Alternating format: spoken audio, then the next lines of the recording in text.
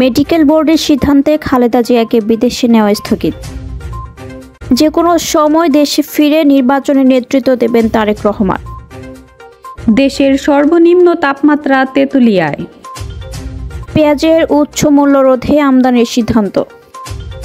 ইউরোপকে ন্যাটোর দায়িত্ব নিজেদের কাঁধে তুলে নিতে আলটিমেটাম যুক্তরাষ্ট্রের। মেসির জোড়া অ্যাসিস্টে ইতিহাস গড়ে চ্যাম্পিয়ন মিয়ামি। আসসালামু আলাইকুম। বার্ড নিউজ 24-এ আপনাদের সবাইকে স্বাগত জানাচ্ছি। আমি নাইমা আক্তার কেয়া। এতক্ষণ দেখছিলেন সংবাদ শিরোনাম, এখন দেখবেন বিস্তারিত। বিএনপি চেয়ারপারসন ও সাবেক প্রধানমন্ত্রী খালেদা জিয়াকে উন্নত চিকিৎসার জন্য বিদেশে নেওয়ার বিষয়টি এই মুহূর্তে পুরোপুরিভাবে নির্ভর করছে মেডিকেল বোর্ডের চূড়ান্ত মতামতের উপর। দীর্ঘ বিমানযাত্রার ধকল সামলানোর মতো শারীরিক সক্ষমতা অর্জনের আগ পর্যন্ত তাকে আপাতত না সরানোর সিদ্ধান্ত নিয়েছেন চিকিৎসকরা। শনিবার রাজধানীর এভারকেয়ার হাসপাতালের সামনে জরুরি সংবাদ সম্মেলনে এসব তথ্য জানান খালেদা জিয়ার ব্যক্তিগত চিকিৎসক ও বিএনপি স্থায়ী কমিটির সদস্য অধ্যাপক ডাক্তার এজেডএম জাহিদ হোসেন। তিনি বলেন, চিকিৎসকের পরামর্শে খালেদা জিয়াকে বিদেশে নেওয়ার ব্যাপারে সর্বোচ্চ চেষ্টা অব্যাহত ছিল। কাতারের এয়ার অ্যাম্বুলেন্সের কারিগরি ত্রুটি যেমন সত্য, তেমনি মেডিকেল বোর্ড মনে করছে এই মুহূর্তে দীর্ঘ বিমানযাত্রা তার জন্য নিরাপদ নয়। এ অবস্থায় তার শারীরিক নিরাপত্তা ও স্থিতিশীলতাকে সর্বোচ্চ অগ্রাধিকার দেওয়া হচ্ছে, সেজন্যই বিদেশে নেওয়ার ক্ষেত্রে কিছুটা বিলম্ব হচ্ছে। ডাক্তার জাহিদ হোসেন বলেন, বিদেশে যাওয়ার ব্যাপারে আমাদের সর্বোচ্চ প্রস্তুতি রয়েছে। তবে 12 থেকে 14 ঘন্টার বিমান যাত্রায় হাই অল্টিটিউডে অতি উচ্চতায় শরীরে যে পরিবর্তন হয় তার সঙ্গে খাপ খাওয়ানোর একজন অসুস্থ মানুষের পক্ষে সবসময় সম্ভব হয় না। তাই মেডিকেল বোর্ড মনে করছে নিরাপদ স্থানান্তরে করার মতো শারীরিক পরিস্থিতি নিশ্চিত হলেই তাকে বিদেশে নেওয়া হবে। তিনি বলেন, ভবিষ্যতেও হয়তো শারীরিক অবস্থাই বলে দেবে কখন তাকে বিদেশে চিকিৎসার জন্য নেওয়া যাবে অথবা নিয়ে যাওয়া হবে। আমরা প্রস্তুত থাকলেও সর্বোচ্চ পর্যায়ে খালেদা জিয়ার সুচিকিৎসা এবং তার সেফটি অ্যান্ড সিকিউরিটি অর্থাৎ চিকিৎসাগত দিক থেকে এটি সবখানে সবচেয়ে বেশি প্রাধান্য পাচ্ছে। তিনি আরও বলেন, আমাদের মেডিকেল বোর্ডের সদস্যরা যারা যুক্তরাজ্য, আমেরিকা, বাংলাদেশ ও চীন থেকে অংশ নিচ্ছেন সবাই কিন্তু তার ফিজিক্যাল কন্ডিশন ও শারীরিক অবস্থার উপরই সবচেয়ে বেশি গুরুত্ব দিচ্ছেন। ব্রিফিংয়ে জানানো হয়, খালেদা জিয়ার চিকিৎসায় যুক্তরাষ্ট্র, যুক্তরাজ্য ও চীনের চিকিৎসকদের সমন্বয়ে গঠিত বোর্ড কাজ করছে। চিকিৎসার সার্বিক সমন্বয়ের জন্য ডাক্তার জোবাইদার রহমান ঢাকায় এসেছেন এবং মেডিকেল বোর্ডের প্রতিটি বৈঠকে সক্রিয়ভাবে অংশ নিচ্ছেন। এছাড়া বিএনপির ভারপ্রাপ্ত চেয়ারম্যান তারেক রহমান লন্ডন থেকে সার্বক্ষণিক চিকিৎসার খোঁজ খবর রাখছেন এবং চিকিৎসকদের মতামতকে সর্বোচ্চ গুরুত্ব দিচ্ছেন। সামাজিক যোগাযোগ মাধ্যমে খালেদা জিয়ার স্বাস্থ্য নিয়ে বিভ্রান্তিকর তথ্য না ছড়ানোর আহ্বান জানিয়ে ডাক্তার জাহিদ বলেন, দয়া করে গুজব ছড়িয়ে মানুষকে বিভ্রান্ত করবেন না।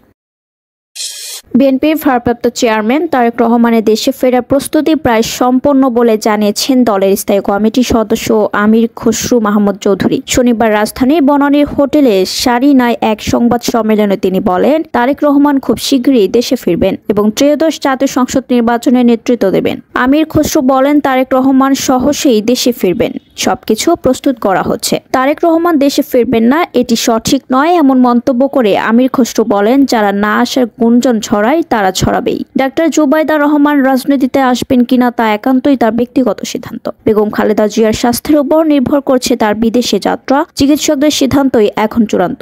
খুব শীঘ্রই জোটের প্রার্থী চূড়ান্ত করা হবে বলেও জানান তিনি। তেঁতুলিয়ায় জেঁকে বসেছে তীব্র শীত। রোববার 7 ডিসেম্বর দেশের সর্বনিম্ন তাপমাত্রা 10.5 ডিগ্রি সেলসিয়াস রেকর্ড করেছে তেঁতুলিয়া আবহাওয়া পর্যবেক্ষণ কেন্দ্র। এর আগে শনিবার 6 ডিসেম্বর সকাল 9টায় তেঁতুলিয়ায় তাপমাত্রা রেকর্ড করা হয় 10.5 ডিগ্রি সেলসিয়াস। চলতি মৌসুমে দেশের সর্বনিম্ন তাপমাত্রাও এটি বলে জানা গেছে। সারাদিন ঠান্ডা আবহাওয়া আর শেষ বিকালে শীতের তীব্রতা আরও বৃদ্ধি পায় বলে দাবি স্থানীয়দের। হাসপাতালগুলোর বহির্বিভাগে প্রতিদিন শীতজনিত রোগীর ভিড় বাড়ছে। এদের বেশিরভাগই শিশু ও বৃদ্ধ। যারা বেশি অসুস্থ হয়ে পড়ছেন তারাই কেবল হাসপাতালে ভর্তি হচ্ছেন বলে জানিয়েছেন চিকিৎসকরা। জেলা প্রশাসক কাজী মোহাম্মদ সাইমুজ্জামান বলেন, শীত মৌসুমে শীতার্ত মানুষের পাশে দাঁড়ানো জেলা প্রশাসনের অন্যতম অগ্রাধিকার।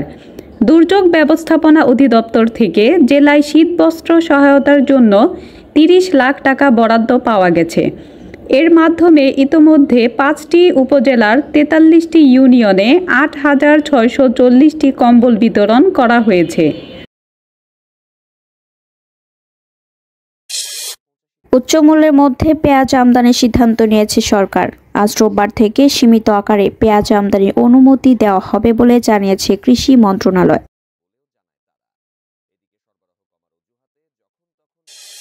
পেঁয়াজের বাজার সহনীত রাখতে রোববার আজ থেকে সীমিত আকারে পেঁয়াজ আমদানির অনুমতি দেওয়া হবে। প্রতিদিন 50টি করে আইপি আমদানি অনুমতি ইস্যু করা হবে। প্রতিটি আইপিতে সর্বোচ্চ 30 টন পেঁয়াজের অনুমোদন দেওয়া হবে। বিজ্ঞপ্তিতে আরও বলা হয়, চলতি বছরের 1 আগস্ট থেকে অদ্যাবধি যেসব আমদানিকারক রপ্তানি অনুমতির জন্য আবেদন করছেন তারাই শুধু আবেদন পুনরায় দাখিল করতে পারবেন। একজন আমদানিকারক একবারের জন্য আবেদনের সুযোগ পাবেন। পেঁয়াজের বাজার সহনীয় রাখতে পুনরাদেশ না দেওয়া পর্যন্ত এ কার্যক্রম অব্যাহত থাকবে। এদিকে রাজধানী বাজারে সরবরাহ কমে গত শুক্রবার পেঁয়াজের দাম বেড়ে কেজি প্রতি সর্বোচ্চ 160 টাকা পর্যন্ত বিক্রি হয়েছে। কিন্তু 24 ঘন্টার ব্যবধানে এর উল্টো চিত্র দেখা গেছে। গতকাল খুচরা বাজারে পুরনো পেঁয়াজ কেজিতে 10 থেকে 12 টাকা কমে 140 থেকে 150 এবং নতুন পেঁয়াজ 20 টাকার মতো কমে 110 থেকে 120 টাকায় বিক্রি হতে দেখা গেছে। ব্যবসায়ীরা জানান, বিপুল পরিমাণ নতুন পেঁয়াজ বাজারে আসার আগের দিনে তুলনায় দাম পড়ে গেছে। যে হারে নতুন পেঁয়াজ বাজারে ঢুকছে তাতে 3 থেকে 4 দিনের মধ্যে পেঁয়াজের দাম 100 টাকার নিচে নামতে পারে। যুক্তরাষ্ট্র চায় ইউরোপ 2027 সালের মধ্যে ন্যাটোর প্রচলিত প্রতিরক্ষা ক্ষমতার গোয়েন্দা তথ্য থেকে শুরু করে ক্ষেপণাস্ত্র পর্যন্ত অধিকাংশ দায়িত্ব নিজেদের কাঁধে তুলে নিক। ইতিমধ্যে পশ্চিমা কূটনীতিকদের এ নিয়ে বার্তা দিয়েছে পেন্টাগন। এত কম সময়ের মধ্যে এত বড় দায়িত্ব নেওয়ার সময়সীমাকে অনেক ইউরোপীয় কর্মকর্তাই অবাস্তব বলে মনে করেছেন। 5 জন সূত্র, একজন মার্কিন কর্মকর্তাও রয়েছেন এই বার্তার কথা নিশ্চিত করে রয়টার্সকে জানিয়েছেন। ওয়াশিংটনে ন্যাটোর নীতি তদারকি পেন্টাগনের কর্মকর্তাদের সঙ্গে কয়েকটি ইউরোপীয় প্রতিনিধি দলের বৈঠকে এই বার্তা দেওয়া হয়েছে।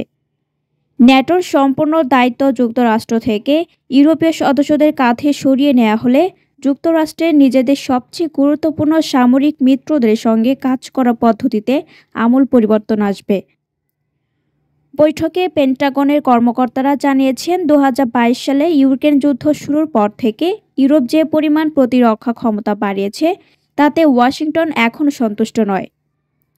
মার্কিন কর্মকর্তারা তাদের ইউরোপীয় প্রতিরক্ষাদের জানিয়েছেন, যদি ইউরোপ 2027 সালের এই সময়সীমা পূরণ করতে না পারে তাহলে যুক্তরাষ্ট্রে ন্যাটোর কিছু প্রতিরক্ষা সমন্বয় ব্যবস্থা অংশগ্রহণ বন্ধ করে দিতে পারে। গোপন এই আলোচনার বিষয়ে কথা বলার জন্য নাম প্রকাশ অনিচ্ছুক সূত্রগুলো রয়টার্সকে তথ্য জানিয়েছে। রয়টার্স আরও বলেছে, ইউরোপে যুক্তরাষ্ট্রের সামরিক ভূমিকা নিয়ে ওয়াশিংটনের অভ্যন্তরে মতভেদ রয়েছে। মার্কিন কর্মকর্তারা তাদের ইউরোপীয় প্রতিপক্ষদের জানিয়েছেন, যদি ইউরোপ 2027 সালের এই সময়সীমা পূরণ করতে না পারে তাহলে যুক্তরাষ্ট্র ন্যাটোর কিছু প্রতিরক্ষা সমন্বয় ব্যবস্থায় অংশগ্রহণ বন্ধ করে দিতে পারে। গোপন এই আলোচনা বিষয়ে কথা বলার জন্য নাম প্রকাশে অনিচ্ছুক সূত্রগুলো রয়টার্সকে তথ্য জানিয়েছে। ওয়াশিংটন যে মানদণ্ডেই এগুলো যাচাই করুক না কেন 2027 সালের সময়সীমা কোনোভাবেই বাস্তবসম্মত নয়। কেননা যুক্তরাষ্ট্রের কিছু নির্দিষ্ট ক্ষমতার বিকল্প তৈরি করতে ইউরোপে শুধু অর্থ আর রাজনৈতিক ইচ্ছা নয়, অনেক বেশি সময় লাগবে। প্রতিবেদনে বলা হয়, যুক্তরাষ্ট্র এমন কিছু ক্ষমতাও ন্যাটোতে সরবরাহ করে যেগুলো শুধু টাকা দিয়ে কেনা যায় না। উদাহরণস্বরূপ, কিছু গোয়েন্দা তথ্য, নজরদারি এবং টহল ক্ষমতা যেগুলো ইউক্রেন যুদ্ধে অত্যন্ত গুরুত্বপূর্ণ ভূমিকা রাখছে।